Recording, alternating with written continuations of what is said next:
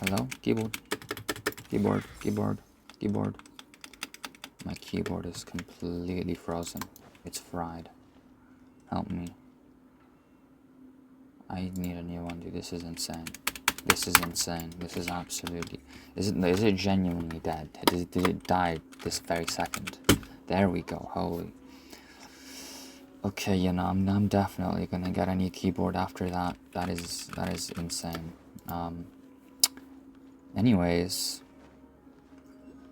I'm going to do a little.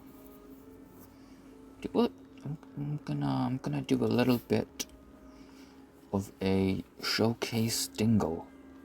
A showcase dingle.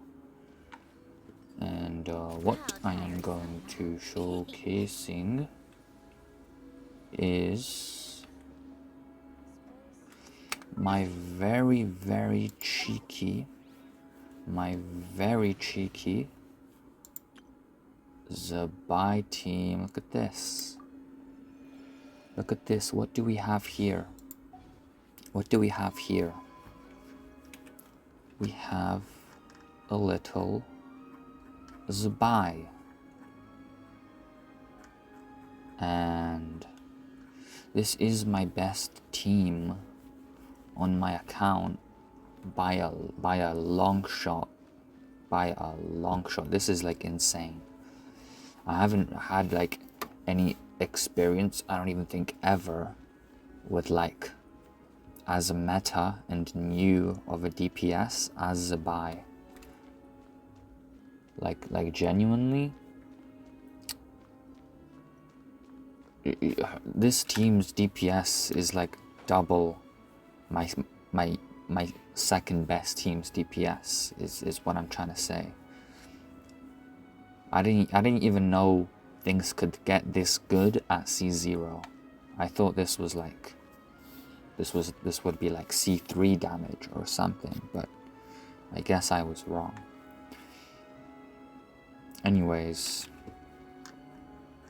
as we can see, obviously the team consists of, it is the Zibai premium team, nothing but the best. We have Zibai, we have Columbiner, we have Linnea, look at Linnea, we have Linnea, and we have Iluga, Mr. Iluga himself. Yeah. In terms of weapons, we're talking the, well, maybe not weapons first. Obviously, we're level 90 where it counts. What should be the first thing? We're obviously going to get into the actual gameplay and DPS later. But for now, we have to go through the builds. So where do we start? Let's start with the most basic, simple things. Like the talents. Obviously, you level them up to 90. You get the talents to 10. So as we can see, I have the skill at level 10. The burst is at level 9. I'm too lazy to really be upgrading this stuff. As for Columbina, she's on a cool 9-9. She is on a cool 9-9 for burst and skill. Linnea is on a cool, very respectable 9-7. That skill with the big nuke is on level 9. I am actually really close. Now that I'm looking at this, I could get her skill to level 10 right now. But I'm saving these upgrade materials for Sandrone. So we're not going to use that on her. Her burst is something I do also probably need to level because it does do that healing. She already does like enough healing, like my team doesn't die. I can keep everyone at 100% health. It does enough, but like, it's my best team. I might as well push it as far as it can go. And even just like bump up the healing. Because that is the only sustain on the whole team is her ult. But it heals everyone, so it's fine. Iluga is actually the only one who's like not very leveled up. I kind of neglect him. Only a little bit. which is a big mistake because he does a lot of buffing. His skill is only really level 4, but it also leveling up doesn't really do that much. It'll do the skill damage, yeah, but like he's not really even doing that much anyway, so it's kind of no point. The burst is the thing you want to level up, and it is at level, what is this, level 8? That's level 8. And leveling it up would level up some kind of, you know, buff for the whole team, so I should probably get on that too. You know, ascend him to 90 and level up his burst so I can maximize his buffing. So, you know, the team isn't even like fully maxed out yet. It's not at its full potential yet, but it's already like insane. You feel what I'm saying? Next thing I guess we should look at is, obviously I'm not that rich, okay? I'm not that rich. I don't spend that much money on Genshin Impact. So my Zibai is C0, Columbina is C0,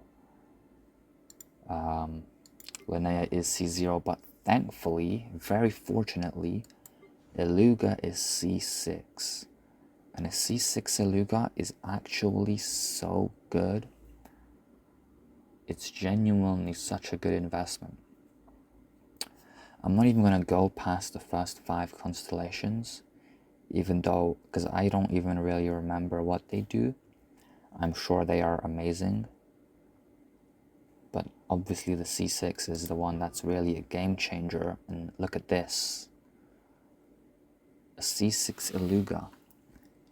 If we don't know, when he uses his skill and you get the buff from the skill for 20 seconds, it will also give the active character a 10% crit rate buff and 30% crit damage buff for the duration of his skills buff, which is 20 seconds.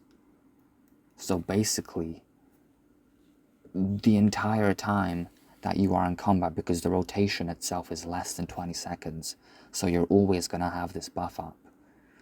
He essentially just gives every character that you swap into a free plus 10% crit rate and 30% crit damage. That's insanely good. And obviously there's the other effect under here. It gives like 80 more EM or something. I'm focused on the crit stats. This is insane for him to give this much. 10 crit rate, 30 damage. That's insane, because that applies to everyone. So it really just helps you build the whole team up so much better. You have to like worry less about crit rate, and you can pump more into damage and just get more, you know, DPS on top of the 30 crit damage that it already does give you. So this is just insane to start. This is where the craziness really starts. As for weapons, obviously I'm running the Harbinger of Dawn. It's like the best kind of free-to-play weapon. R5, of course. Level 90 to max out the crit damage. The passive does give 28 crit rate while above 90% HP. And now you could say that like being above 90% HP the whole time in combat is actually unsustainable and not realistic. So like you could say that most of the time you wouldn't have the buff.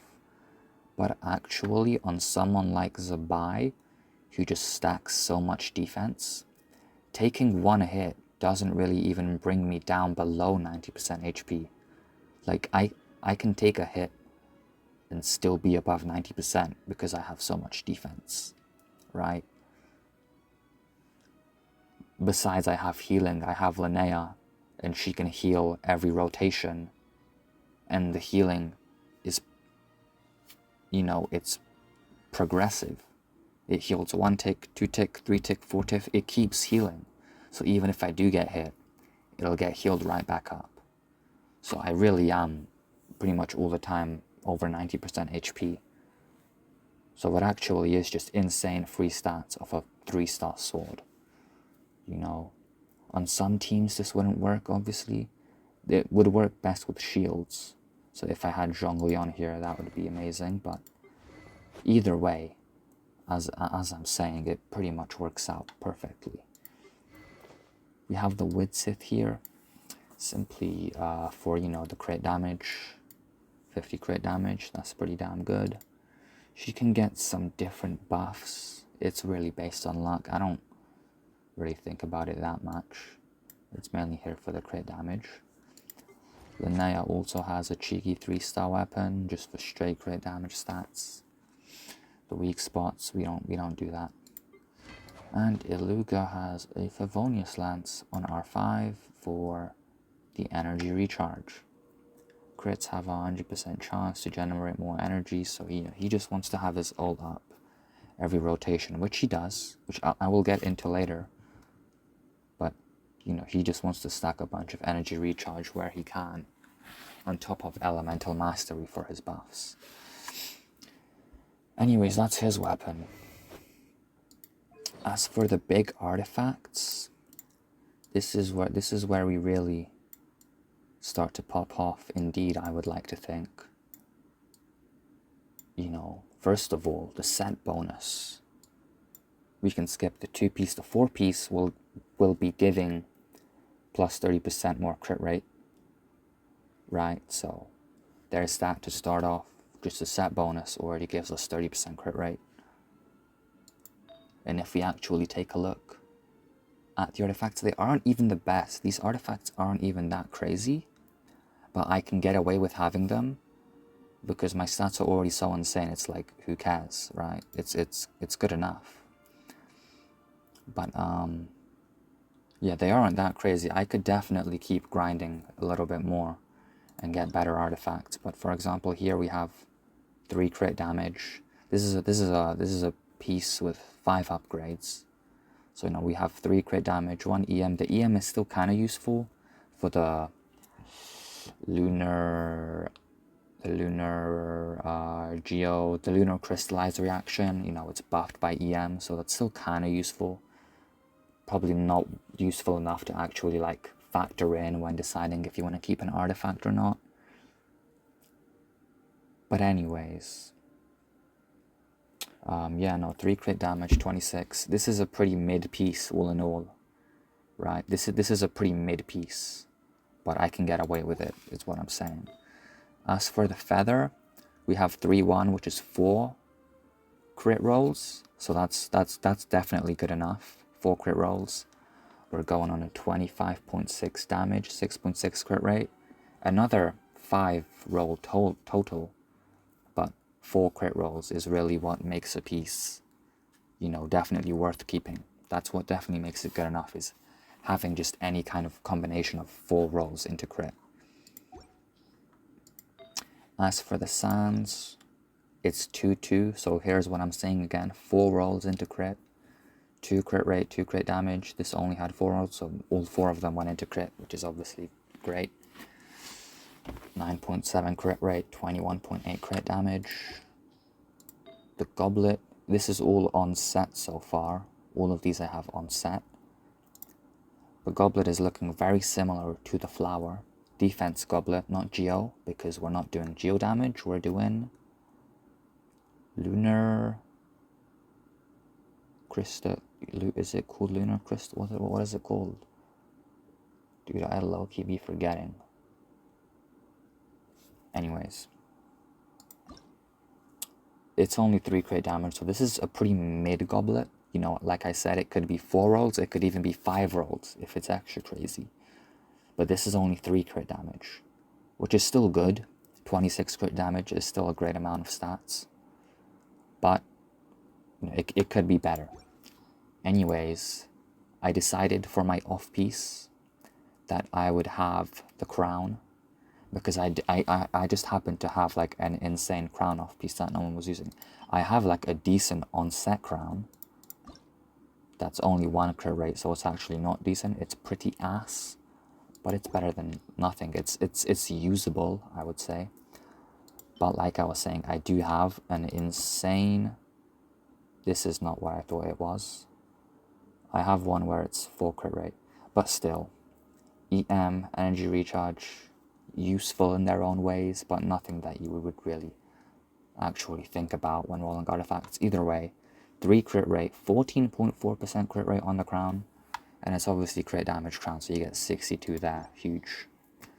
But yeah, 62, 14 crit rate, 3 rolls in it. That's pretty good. So I chose this as my off piece. You feel what I'm saying? So that's pretty good stuff. I'm gonna save the full, you know, stat total for later. For now, let's just speedrun. The rest of the characters have like okay artifacts, nothing too crazy. But you know, they're good enough. So I'm just gonna be quick with it. Columbina on a cheeky 3 damage, so it's 28 damage, 3.1 rate. That's alright. Cheeky Elemental Mastery buffs her lunar damage, reaction damage. So that's like okay. That's why I decided to keep it. You know, 2.7 crit rate, 2.2 crit. 23.3 crit damage. 2 rolls in that. It's pretty mid, yeah, but it's alright. This is 3 rolls, 2-1, pretty mid, but still the Elemental Mastery is kind of what pushed me to keep it. 21 damage, 6.6 great. That's pretty okay. Here's the off piece. It's the Goblet. An HP roll, pretty useless, or not. Maybe I'm lying. The Goblet itself is HP. Yeah, no, 2 rolls into damage. This is a pretty low roll for 2, but 17.9. 1 roll into rate, 7.8. And the crown is on set, obviously. This is a 5 upgrade one. Crit damage main stat, 2 into crit rate, 10.5 crit rate. And obviously some useful things like energy recharge HP, so that helps a little bit in its own way too. As for Linnea, she has an offset flower, which is a 2-2, so that's pretty great. 10 crit rate, 21 damage. For the feather, we have 2 defense because she scales off defense, and 3 crit rate. So I mean that's okay. I wish it would have rolled a 2 into crit damage instead, but I'm not gonna re-roll it because I don't want to risk fucking my shit up. It's good enough basically. The sands, we have a 1-2 situation, 1 rate, 2 damage, 5.8, 19.4. That's okay. 3-1, so that's pretty good actually. We have a 4 crit roll total, 13.6 rate, 14 damage, you know. That's pretty good, 4 total. And the crown is pretty standard, pretty bad. You could even say like really bad if you wanted to, but I would say it's decent, you know. Crit rate main stat, obviously you have the crit rate. It's only 1 roll into it, but it's better than nothing. So there's that. His stuff doesn't really matter. It's pretty much just EM maxing. You feel what I'm saying? I got 2 rolls in EM. I kept it. I got 1 in energy recharge, 2 in elemental mastery. I kept it.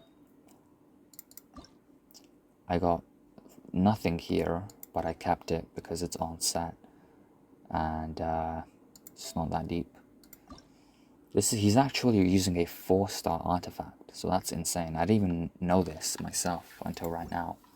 He is on a 4-star artifact. When's the last time you've seen this?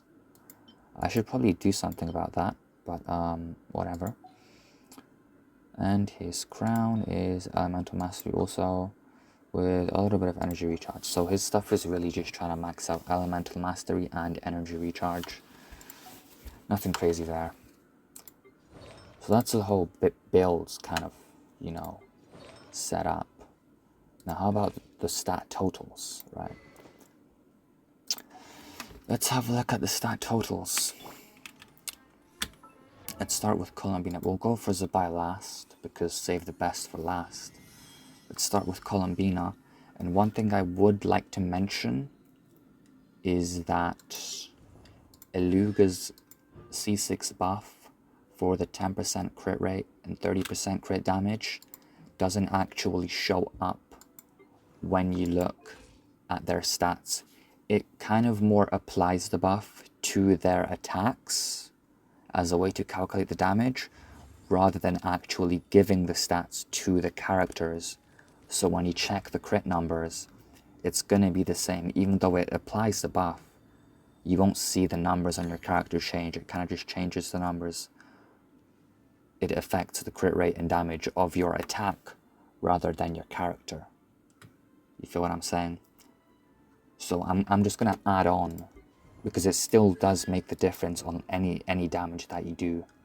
I'm just gonna add on the 10% crit rate and 30% crit damage when I'm talking about their crit stats, because it's still there. It just doesn't say, but it still functions, that their damage functions as if those were the numbers. So her crit rate actually isn't too good right now. It's saying 54. Obviously, like I said, that's going to be 64.9, so it's pretty much 65 crit rate. And her crit damage is pretty good at 252 plus the 30 from Aluga, and we're on 65 crit rate over 282 crit damage. 282 crit damage is pretty high. That's pretty high, close to 300.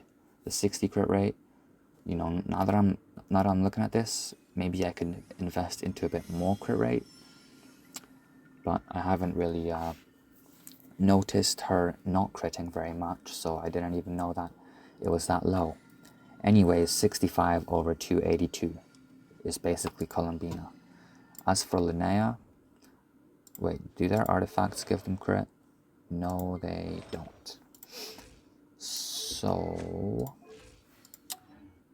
as for Linnea, she is sitting on a respectable 72 crit rate and 215 crit damage. Add on Iluga's buff, it's going to be 82 crit rate over 245 crit damage. So yeah, 82 crit rate over 245 is also pretty damn good. 82 over 245, that's respectable. And now, as for Zibai herself, you know, this is what really makes the great DPSs, is when they get their crit stats from every possible aspect of the build. She gets crit from her level up, like when you ascend her, she gets crit damage, I think. She gets crit rate and crit damage from her weapon. She gets crit rate from her set bonus. She gets crit rate and crit damage from her artifacts. And she even gets crit rate and crit damage from her teammates. So she's getting these stats from everywhere. And if we look at these stats without Iluga, it already says, wait a minute, without Iluga and without the active artifact set bonus. Don't forget the artifact set bonus gives her additional 30 crit rate. So without artifact set bonus and without Iluga's buff, she's already on 63 crit rate and 297 crit damage. She's on pretty much 300 crit damage without set bonus or Iluga's buff, on top of 63 crit rate. That's already insane stats.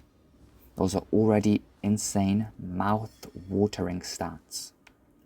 Add on the 30% crit rate from her own set bonus. When she actually, you know, uses her skill and starts fighting, she's going to get 30% more crit rate. Now we're looking at 93 crit rate over 297 crit damage, right? 93 over pretty much 300 is insane. But then we add on Iluga's C6 buffs, and now we're talking about 103 crit rate, literally above 100% crit rate. And the crit damage is going to be 327. If we round those numbers up from the decimals, it's 104 crit rate over 328 crit damage. Those are like the most insane stats of all time.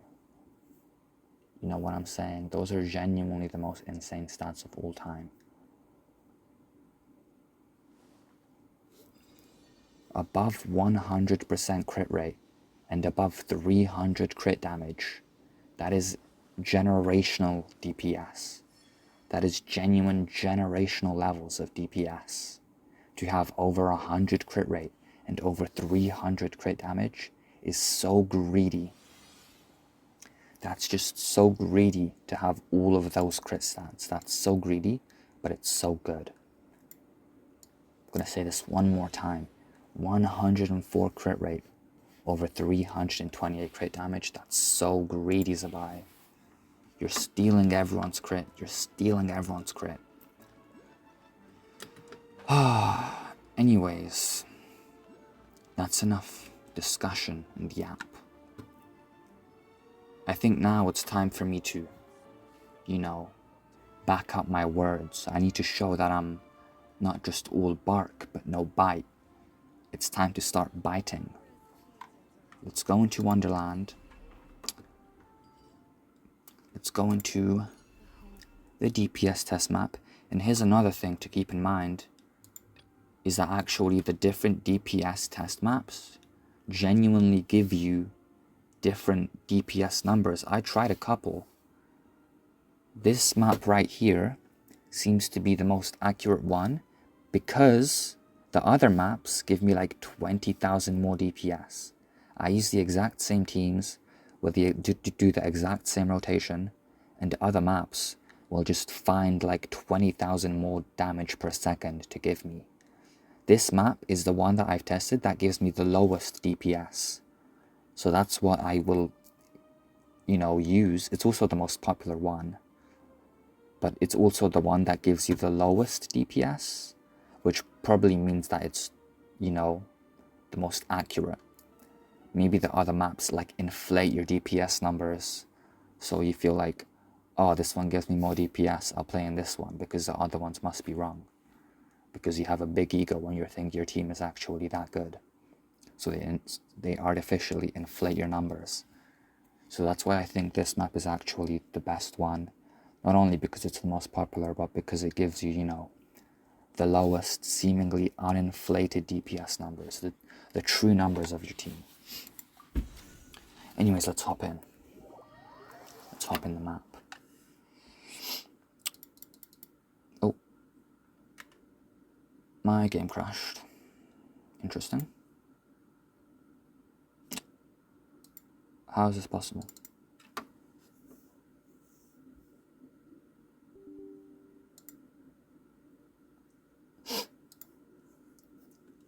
Very interesting.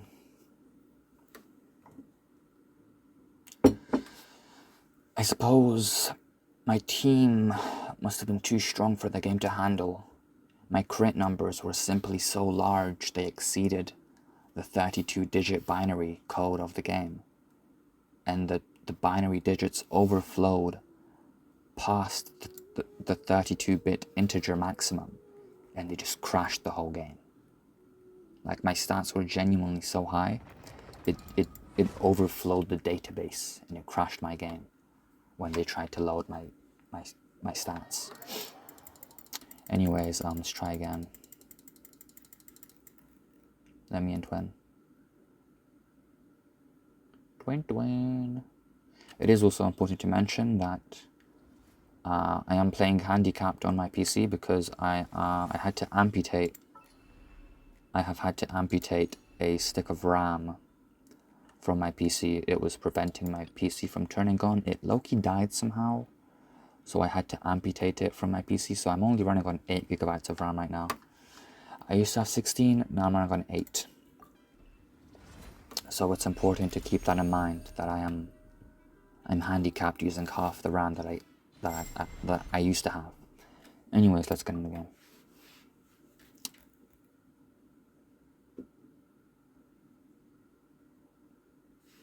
Also, one more thing that I would like to pay attention to is the actual rotation capability of this team. This team isn't only strong in numbers, it's an actual fluent and reliable team in terms of rotations. And I feel like a proper, real rotation in this game is actually really hard to achieve and really rare.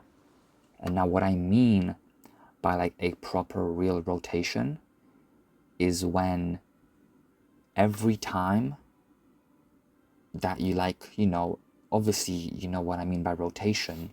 Like, the order in which you use your skills and swap from character to character after you finish your DPS with your DPS. I mean a proper rotation. Now she's talking. Shut up, babe. I mean a proper rotation where every time you swap to a character, they will have their skill and their burst ready. Like, you don't just like swap randomly to characters whenever they have their burst ready, or like whenever you want to use their skill. It's not random. It's the same order every time, and you can reliably have the character's burst ready to use and skill every time. You're always going to have their burst to use. You're always going to have their skill. They have enough energy recharge on top of all of their other stats that you can always have their burst for the next time. So just pay attention to that and keep that in mind when I do that, that every rotation I will have every burst active because everyone does have enough energy recharge. But now let's summon the Hilly Churl and begin the DPS test. We start it with Columbina. We go skill, we go burst. We switch to Aluga, we go burst into skill. We go to Linnea. We spam E to do the big nuke. If I took damage the rotation before, I can use her burst to heal everyone up and get continuous healing. And then we go back into Zibai, we activate the skill, we use the burst, and we start going ham on the DPS. And when her skill duration runs out, when I use my 4 big hits, then I go back into Columbina and I restart the rotation. So let's do that now.